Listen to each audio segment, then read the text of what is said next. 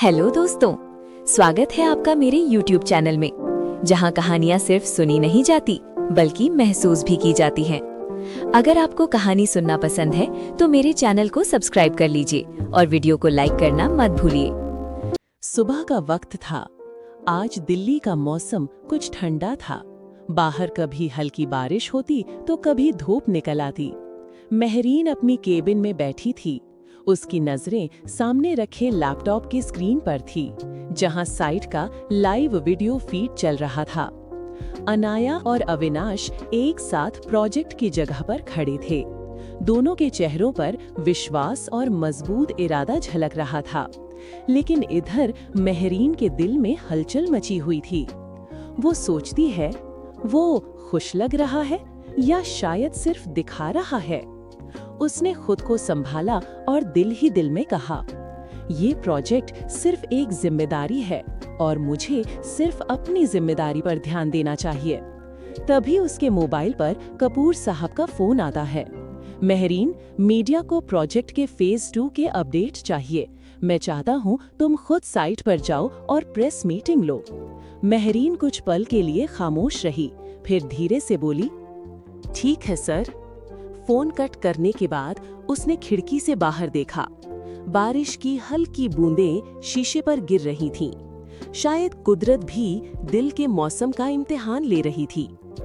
उधर दूसरी तरफ कंस्ट्रक्शन साइट पर अनाया और अविनाश खड़े थे।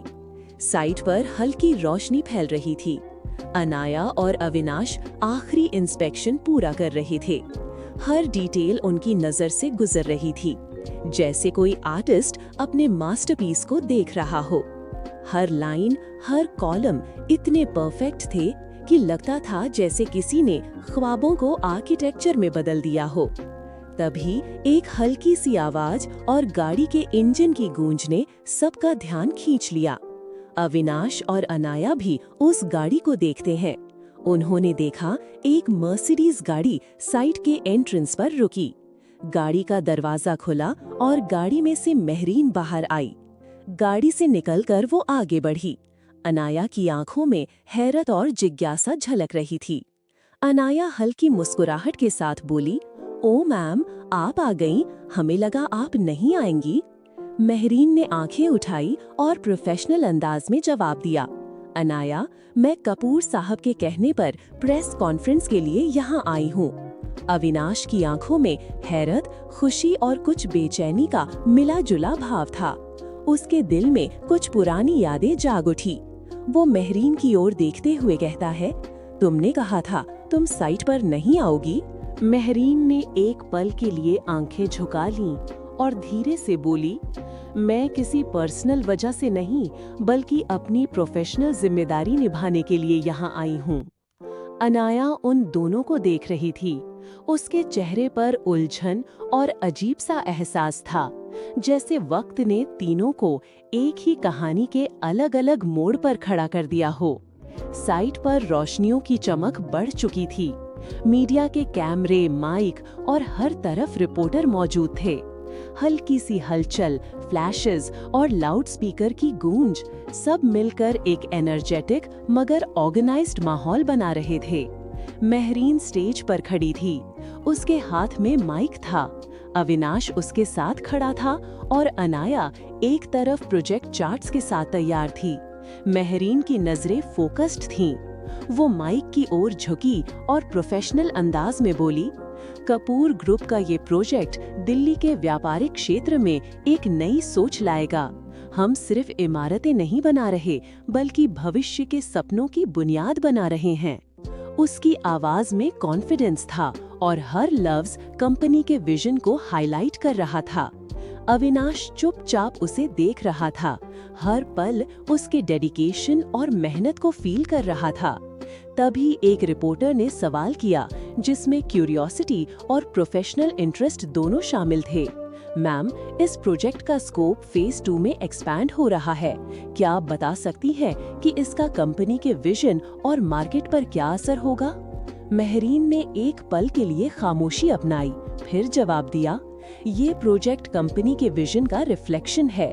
हमारा मकसद सिर्फ इमारतें बनाना नहीं, बल्कि मॉडर्न बिजनेस एनवायरनमेंट को प्रमोट करना है। फेज 2 में विस्तार से हमें नए अवसर मिलेंगे और मार्केट में बेहतर इम्पैक्ट पड़ेगा।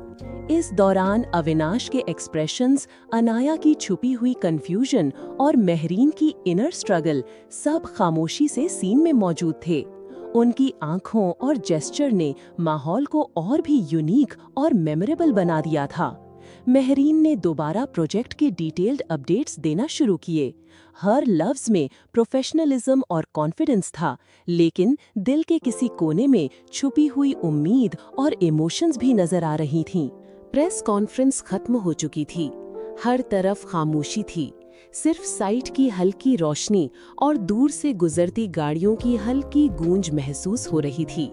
हवा में बारिश की खुशबू घुली हुई थी, जैसे फिजा भी उनके बेचैन जज्बात को महसूस कर रही हो।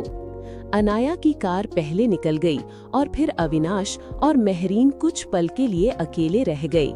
गाड़ी के बाहर हल्की हवाएं चल रही थी और साइट के मेटल और कंक्रीट की चमक उनके चेहरों पर रिफ्लेक्ट हो रही थी।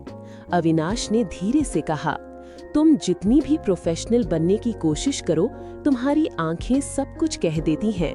महरीन ने एक ठंडी सांस ली और आंखें जमीन की तरफ झुका लीं।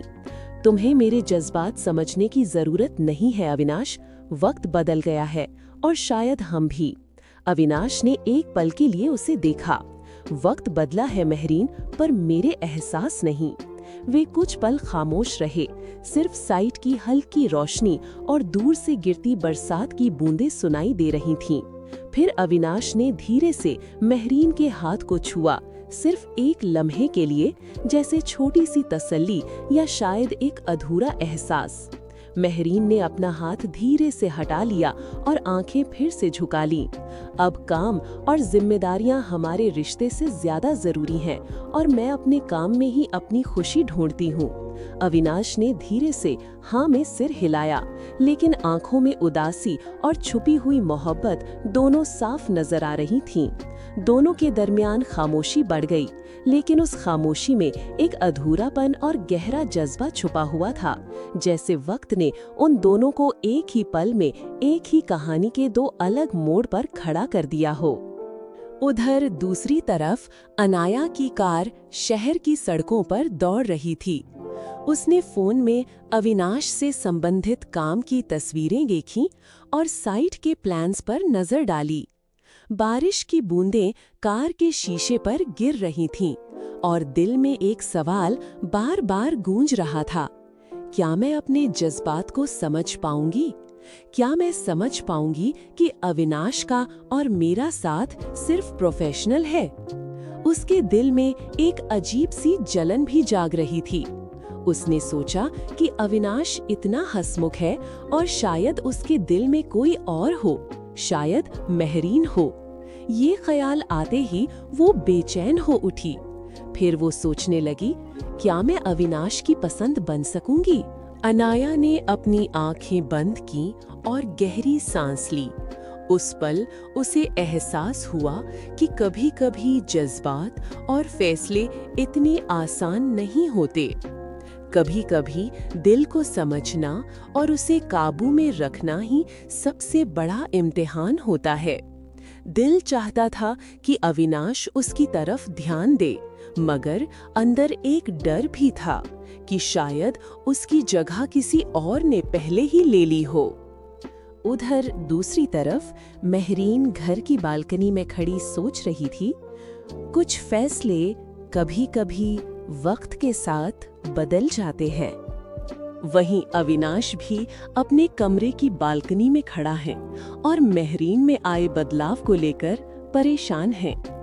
अनाया भी आईने के सामने खड़ी खुद से सवाल कर रही थी, क्या मैं एक कहानी का हिस्सा बन गई हूँ?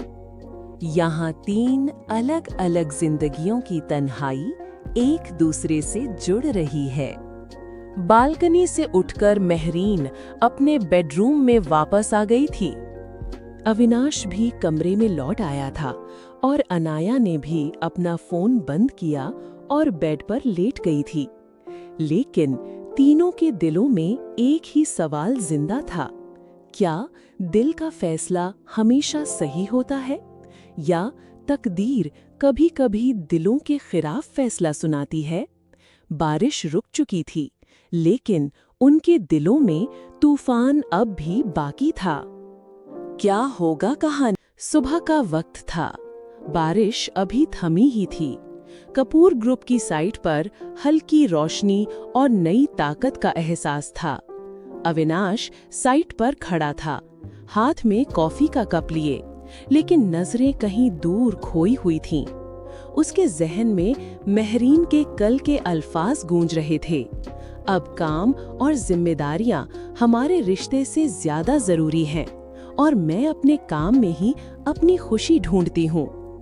वो हल्की सी मुस्कुराहट, वो आंखों की गहराई, सब याद था। दिल चाहता था सब कुछ फिर से शुरू हो, लेकिन वक्त ने जैसे दोनों के दरमियान एक दीवार खड़ी कर दी थी। तभी अविनाश के फोन पर एक मैसेज आया। उसने मैसेज देखा, वो अनाया का मैसेज था। आज मीटिंग के बाद आपसे एक जरूरी बात करनी है। अविनाश कुछ देर सोचता रहा, फिर रिप्लाई किया, ठीक है, 6 बजे ऑफिस टेरेस पर मिलते हैं। लेकिन उसे अंदाजा नहीं था कि ये मुलाकात उसके दिल के फैसले का नया मोड़ बनने वाली है। उधर दूसरी तरफ महरीन अपनी केबिन में बैठी थी। सामने लैपटॉप खुला हुआ था, लेकिन वो अपने ही ख्यालों में गुम थी। तभी इंटरकॉम पर कपूर साहब का कॉल आया। महरीन, कल का शेड्यूल आप और मिस्टर मित्तल हैंडल कर लेना, और एक बार तुमसे कहना चाहता हूँ, मुझे पता है तुम एक लॉयर हो और लॉ डिपार्टमेंट के साथ साथ मैंने तुम पर और जिम्मेदारियां भी डाल दी हैं, और वो इसलिए कि मैं तुम्हें कंपनी का एम्प्लॉय नहीं, अपनी बेटी मानता हूँ। महरीन मुस्कुराई, कोई बात नहीं, अब आपने बेटी बोल ही दिया है तो मुझे बेटी होने का फर्ज तो निभाना ही पड़ेगा। फोन पर बात करने के बाद उसका ध्यान फिर अविनाश की ओर चला गया। उसने आंखें बंद की और अपने आप से बोली, क्या तकदीर वाकई हमें बार बार सामने ला रही है? तभी अनाया अंदर आई और बोली, साइट रिपोर्ट फाइनल हो गई है और मिस्टर मित्तल ने प्रेजेंटेशन रिव्यू के लिए 6 बजे टेरेस पर मीटिंग फिक्स की है। महरीन ने एक पल के लिए उसे देखा। अनाया के चेहरे पर कॉन्फिडेंस था, मगर आंखों में कुछ और, एक छुपी हुई तड़प, एक अनकहा एहसास। ठीक है अनाया, तुम जाओ, मैं टेरेस पर नहीं आ पाऊंगी, मुझे क्लाइंट कॉल लेनी है। इधर टेरेस पर अविनाश मीटिंग की तैयारी कर रहा था, हल्की मुस्कुराहट के साथ, लेकिन उसकी नजरें कहीं दूर खोई हुई थी। टेरेस पर हल्की हवा चल रही थी, कुछ लैंप जल रहे थे और हर लम्हे में एक खामोशी, एक सुकून और थोड़ी बेचैनी छुपी हुई थी। अनाया भी तैयारी में जुटी हुई थी। वो हाथ में थोड़ी सी फाइल्स पकड़े खड़ी थी, लेकिन उसका दिल तेजी से धड़क रहा था। उसने अपने अंदर के खौफ को समेटकर खुद से कहा, बस आज कह दूंगी, चाहे जो भी हो, मैं अब चुप नहीं रह सकती। तभी अनाया ने अपने कदम अविनाश की ओर बढ़ाए। उसका दिल धड़क रहा था, हर पल उसे महसूस हो रहा था कि ये लम्हा उसकी जिंदगी का एक नया मोड़ बने। वो अविनाश के पास आते हुए कहती है, अविनाश, मैं कुछ कहना चाहती हूँ। अविनाश ने नजरें उठाई और हल्की मुस्कुराहट के साथ बोला, हाँ बोलो अनाया, क्या बात है? उसकी सांसें तेज हो गईं, हाथ कांपने लगे। वो बोली, मैं जानती हूँ कि जो बात मैं कहना चाहती हूँ उसके लिए ये वक्त सही नहीं है, लेकिन मैं अपने दिल के जज्बात के आगे हार गई हूँ। अविनाश ने उसे हैरानी से देखा, लेकिन चुप रहा। अनाया की आंखों में चमक और थोड़ी सी शर्मिंदगी थी। वो बोली, मैं आपको पसंद करती हूँ, आपका अंदाज, आपका काम, आपका सुकून, सब कुछ पसंद है मुझे। फिर कुछ पल चुप रहने के बाद अपनी बात आगे बढ़ाते हुए बोली, मैं नहीं जानती ये मोहब्बत है या सिर्फ एक आकर्षण, लेकिन आपके बिना मेरा दिन पूरा नहीं होता। अविनाश अवाक सा उसे देखता रहा। हवा मानो थम गई हो और वक्त की रफ्तार जैसे कम हो गई हो। कुछ देर खामोश रहने के बाद वो बोला, अनाया, तुम सच में बहुत अच्छी लड़की हो, लेकिन कुछ रिश्तों में सिर्फ इज्जत होती है, और रहा सवाल मेरे इस दिल का, तो इसे पहले ही कोई ले जा चुका है। अनाया के लब कांपने लगे, आंखें गीली हो गईं। उसने आहिस्ता से कहा, क्या वो मेहरीन है? अविनाश ने नजरें झुका दी और एक पल के लिए हाँ में सिर हिला दिया। अनाया की दुनिया एक पल के लिए थम गई। उसका दिल घायल हो गया, लेकिन उसने अपने आप को संभालते हुए कहा, शायद मुझे अपने जज्बात से ज्यादा अपनी हदें समझनी चाहिए। अनाया नजरें झुकाकर जबरन मुस्कुरा दी, लेकिन उस मुस्कुराहट में दर्द था। अविनाश कुछ कहना चाहता था, लेकिन कुछ सोचकर उसने चुप रहना ही बेहतर समझा। मीटिंग खत्म हो चुकी थी। अविनाश, अनाया और मेहरीन जा चुके थे। अविनाश अपने कमरे की खिड़की के पास खड़ा था। उसके जहन में अनाया का प्रपोज करना और मेहरीन की तस्वीर एक साथ चल रहे थे। वो अपने आप से कहता है, मैं जानता हूँ अनाया सच में मासूम है, उसकी भावनाएं पवित्र हैं, लेकिन मेरा दिल पहले ही किसी और के लिए धड़कता है। मैं अपने दिल को कैसे धोखा दे सकता हूँ? वहीं अनाया भी आंखों में दर्द लिए अपने कमरे में बैठी थी। उसने आंखें बंद की और अपने आप से वादा किया, मैं दिल के जज्बात को दबाऊंगी, लेकिन अपनी ताकत और इज्जत को कभी नहीं। मेहरीन अपने कमरे में बैठी थी, तभी उसके मोबाइल पर अविनाश का कॉल आता है। वो धड़कते दिल से कॉल उठा लेती है। तुम टेरेस पर मीटिंग के लिए क्यों नहीं आई? मेहरीन बोली, मुझे कुछ काम था और वैसे भी अनाया थी वहाँ, और मुझे पता था कि वो सब अच्छे से हैंडल कर लेगी। प्रोफेशनल बातें तो संभाल लेगी, लेकिन पर्सनल बातें, उनका क्या? अविनाश ने सवाल किया। मेहरीन ने मजबूत आवाज में कहा, पर्सनल चीजें हम दोनों के लिए खत्म हो चुकी हैं। अविनाश के चेहरे पर उदासी और हैरानी थी। उसने कहा, खत्म हो चुकी है या बस दबा दी गई हैं? मेहरीन की आंखें भर आईं। अविनाश, अब मैं वो मेहरीन नहीं रही जो कभी तुम्हारे जज्बात में सुकून ढूंढती थी। अब मैं सिर्फ एक प्रोफेशनल महिला हूँ जो सिर्फ अपने काम में व्यस्त रहती हैं। अविनाश ने धीरे से कहा, और तुम्हारा दिल? दिल ने फैसला कर लिया है। अविनाश ने पूछा, कैसा फैसला? मेहरीन ने कहा, उस माहौल से दूर रहना जहां समाज के लोग मजहब और धर्म की दीवार खड़ी कर देते हैं। एक तरफ अनाया अपने कमरे में बैठी आंसू बहा रही हैं, वहीं दूसरी तरफ मेहरीन ने अपना फोन ऑफ कर दिया, आंखें बंद की और तेज सांस लेने लगी। और अविनाश अपने कमरे में बैठा है। उसकी आंखों में मेहरीन का चेहरा और अनाया की मासूमियत है। तीनों के दिलों में एक तूफान था। हर दिल में एक ही सवाल था, क्या दिल का फैसला हमेशा सही होता है, या तकदीर कभी-कभी दिलों के खिलाफ फैसला सुनाती है? क्या होगा कहानी में आगे? जानने के लिए सुनिए इस कहानी का अगला एपिसोड। दिल्ली की सुबह आज कुछ अलग थी।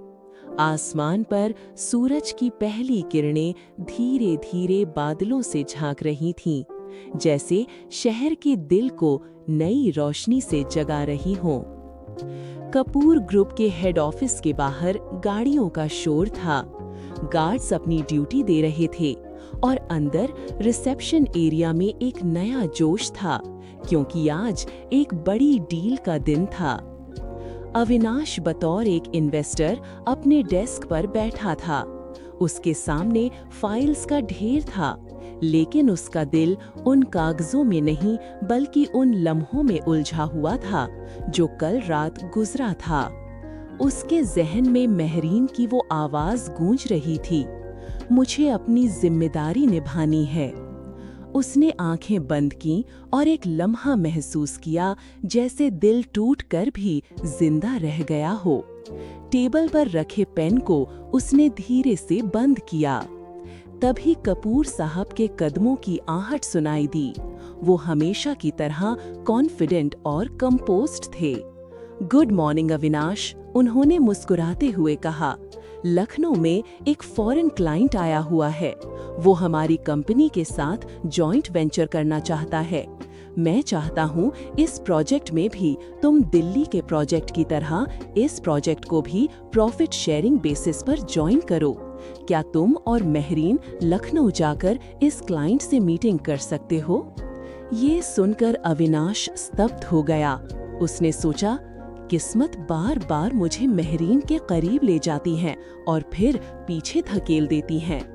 अविनाश ने कुछ सोचते हुए जवाब दिया, ठीक है, मैं इस प्रोजेक्ट पर काम करने के लिए तैयार हूँ। फिर मुस्कुराते हुए आगे बोला, कपूर साहब, मैं एक इन्वेस्टर हूँ। जिस प्रोजेक्ट में मुझे पैसा कमाने का मौका मिले, मैं कैसे इनकार कर सकता हूँ? वहीं दूसरी तरफ महरीन अपनी केबिन में अकेली बैठी कुछ फाइलें देखने में व्यस्त थी। लैपटॉप स्क्रीन पर कपूर साहब का मेल खुला हुआ था। Travel plan confirmed, Avinash and Mehreen to lead the deal in Lucknow. उसने आंखें बंद की और कुर्सी से पीछे टिक गई। एक गहरी सांस ली, जैसे हवा के साथ अपने जज्बात भी निकाल देना चाहती हो।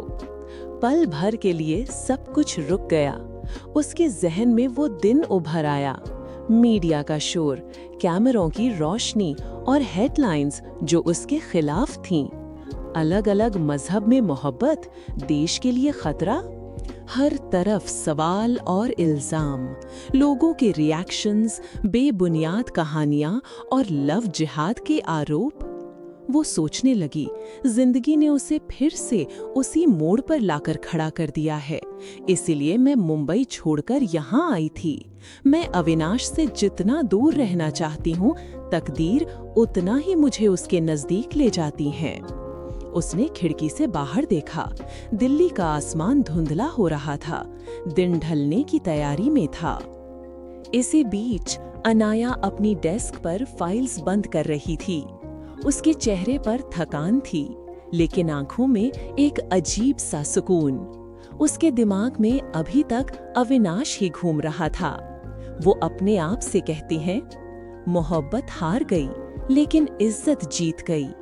उसने हल्की सी मुस्कुराहट के साथ फोन उठाया और कपूर साहब को मैसेज किया, अगर पॉसिबल हो तो मैं भी लखनऊ प्रोजेक्ट ज्वाइन करना चाहती हूँ।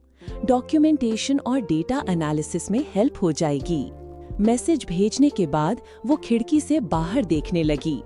शायद इस बार का सफर कुछ और दिखाएं, वो अपने आप से बोली।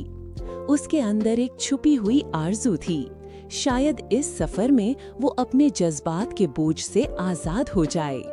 किस्मत फिर उसे उन्हीं लोगों के बीच ले जा रही थी, जहां मोहब्बत, दर्द और हकीकत एक साथ खड़ी थी। सुबह का वक्त, दिल्ली एयरपोर्ट। रोज की तरह आज भी एयरपोर्ट पर भीड़ थी। अनाउंसमेंट की आवाज, कॉफी मशीन्स का शोर और लोगों के चेहरे पर सफर का उत्साह। लेकिन अविनाश और महरीन दोनों के दिल में एक अलग सी खामोशी थी। बोर्डिंग गेट के पास बैठे दोनों अपने अपने ख्यालों में गुम थे। अविनाश ने अपना लैपटॉप खोला, लेकिन आंखें स्क्रीन से ज्यादा महरीन पर टिकी हुई थी। महरीन भी अपने ख्यालों में गुम थी, आंखों में समंदर जैसा सुकून और अंदर तूफान जैसा दर्द। क्या ये सफर सिर्फ काम के लिए है या किस्मत के पन्नों में कुछ और लिखा है? प्लेन ने उड़ान भरी और दिल्ली शहर ऊपर से छोटा दिखने लगा। अविनाश के बगल वाली सीट पर महरीन बैठी थी, अनाया पीछे की सीट पर बैठी थी। उन दोनों के बीच था तो सिर्फ ना बोले गए लफ्जों का बोझ। वहीं पीछे बैठी अनाया काफी बेचैन थी। बार बार उसकी नजर अविनाश पर जा रही थी। उसने महरीन के चेहरे को देखा, एक ऐसी मुस्कुराहट जो दर्द को समेटे हुए थी। अनाया ने आंखें बंद की और उसका दिल कह उठा, काश मोहब्बत इतनी आसान होती जितनी जिम्मेदारी निभानी। प्लेन लखनऊ के रनवे पर लैंड कर चुका था। ठंडी हवा चल रही थी। तीनों होटल पहुंचकर अपने अपने कमरे में चले गए। तीनों फ्रेश होकर रिसेप्शन एरिया में वापस आ गए थे। महरीन ने अनाया से कहा, अनाया, तुम डेटा वेरीफाई कर लो, मैं और अविनाश साइट पर जाते हैं। अनाया ने फाइल संभाली, लेकिन उसके दिल के कोने में एक हल्की सी चुभन महसूस हुई। अविनाश और महरीन कार में बैठे थे। उनकी कार साइट की तरफ बढ़ रही थी। लखनऊ एक सुंदर शहर है। कार की खिड़की से महरीन शहर को निहार रही थी। कुछ देर बाद दोनों साइट पर पहुंचे। साइट पर ठंडी हवा चल रही थी। कंस्ट्रक्शन एरिया के पीछे एक सुंदर सी झील बह रही थी। साथ में दोनों के जज्बात भी फिजाओं में घूम रहे थे। ना कोई शोर, ना कोई लफ्ज, बस दो दिल जो अब भी एक दूसरे को समझते थे पर कुछ कह नहीं पा रहे थे। वहीं दूसरी तरफ अनाया होटल में अपने कमरे में बैठी थी। अनाया बेड के किनारे बैठी थी। उसके हाथ में मोबाइल था। उसने अपना लैपटॉप बंद किया और धीरे से बड़बड़ाई, मैं चाहती थी कि उनके बीच सब कुछ खत्म हो जाए, लेकिन शायद मोहब्बत का रिश्ता इतनी आसानी से खत्म नहीं होता, वो बस चुप हो जाता है। ये कहते हुए उसकी आंखों से आंसू गिरते गए, लेकिन इस बार उसने खुद से वादा किया, अब मैं अपने दिल को रोने नहीं दूंगी। मुझे अपने करियर, अपनी पहचान के लिए जीना है। फिर अपनी आंखें पोंछते हुए बोली, अब मेरी कहानी मेरी मर्जी से चलेगी। वहीं अविनाश और महरीन साइट पर विजिट करने के बाद गोमती नदी के किनारे बैठे थे। ठंडी हवा चल रही थी। आसमान पर चांद अपनी रोशनी बिखेर रहा था। तभी अविनाश हल्की मुस्कुराहट के साथ कहता है, तुम अब भी पहले जैसी हो, मजबूत लेकिन दिल में तूफान। महरीन ने धीरे से मुस्कुराते हुए जवाब दिया, और तुम अब भी वैसी ही बातें करते हो। उन दोनों के बीच हवाओं का एक नया साज बजने लगा। दूर से नदी के बहते पानी का शोर सुनाई दे रहा था। एक पल ऐसा आया जब दोनों ने एक दूसरे की आंखों में देखा और जैसे उनके दिलों ने धड़कना बंद कर दिया। महरीन ने अपनी नजरें झुकाईं और नरमी से कहा, अविनाश, हम दोनों अब अपनी जिम्मेदारियां समझ गए हैं। अब कोई रिश्ते, कोई कमिटमेंट नहीं, सिर्फ काम पर ध्यान देंगे। अविनाश चुप रहा। उसके चेहरे पर दर्द भी था और आश्चर्य भी। ठीक है महरीन, लेकिन दिल को कौन समझाए? दूसरे दिन सुबह का वक्त, होटल के लॉबी में चहल पहल थी। प्रेजेंटेशंस, फाइल्स और क्लाइंट टीम के चेहरे पर एक्साइटमेंट नजर आ रही थी। कपूर ग्रुप का डेलीगेशन पूरी तरह से तैयार था। महरीन ब्लू फॉर्मल ड्रेस में बहुत खूबसूरत लग रही थी। आंखों में कॉन्फिडेंस और चेहरे पर वो सुकून था जो सिर्फ एक मजबूत महिला के पास होता है। कपूर ग्रुप और क्लाइंट की टीम मीटिंग रूम में पहुंचे। अविनाश ने मीटिंग शुरू की, फिर महरीन ने प्रेजेंटेशन दी। मीटिंग और प्रेजेंटेशन खत्म होते ही मीटिंग रूम में तालियों का शोर गूंज उठा। कैमरे के फ्लैशलाइट्स चमकने लगे। वो फॉरेन क्लाइंट कपूर ग्रुप की टीम से बहुत प्रभावित हुआ। उसने डील साइन किया। फिर महरीन ने कपूर साहब को कॉल करके ये खुशखबरी दी। लेकिन इस खुशनुमा माहौल में दो दिल अपना दर्द छुपाते हुए मुस्कुरा रहे थे, और वो थे अविनाश और महरीन। अनाया, महरीन और अविनाश अपने अपने कमरे की बालकनी में खड़े हैं। अविनाश आसमान में दूर चांद को देख रहा था। वो सोच रहा है, मोहब्बत महसूस होती है और जिम्मेदारी निभाई जाती है, लेकिन क्या मैं दोनों कर पाऊंगा? उधर महरीन भी अपने ख्यालों में खोई हुई थी। मैं फिर से मजहब और धर्म की राजनीति का शिकार नहीं बनना चाहती। उसकी आंखों में एक दर्द था और एक सुकून भी। तीसरी बालकनी में अनाया थी। पहाड़ियों के सुंदर नज़ारे को निहारते हुए वो बड़बड़ाती है, कभी कभी हार कर भी इंसान जीत जाता है। तीनों के दिल अलग थे, लेकिन जज्बा एक ही था, जो हर दर्द के बाद भी जिंदा रहता है और सिर्फ रूप बदल जाता है। किसी ने सच कहा है, तकदीर के खेल में कभी मोहब्बत जिम्मेदारी बन जाती है, तो कभी जिम्मेदारी मोहब्बत। अब कहानी एक नए मुकाम पर पहुंचने की तैयारी कर रही है। सुनते रहिए इस कहानी को और इंतजार कीजिए इस कहानी के अगले एपिसोड का।